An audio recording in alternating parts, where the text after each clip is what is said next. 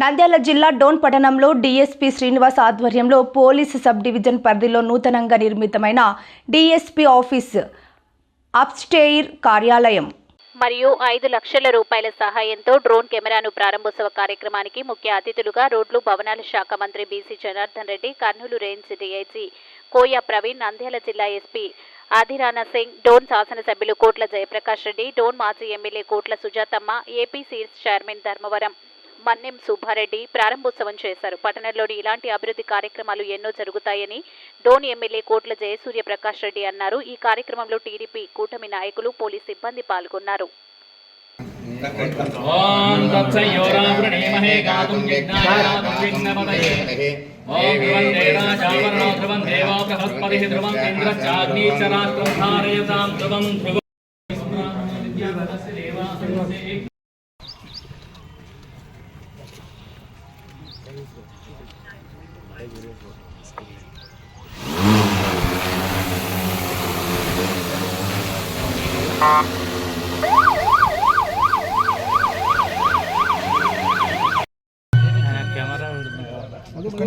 అదో నేను ఎన్నికిరా అన్న, అందుకే ముందుగానే పొజిషన్ వదలకుండా ముందు పెట్టుకో.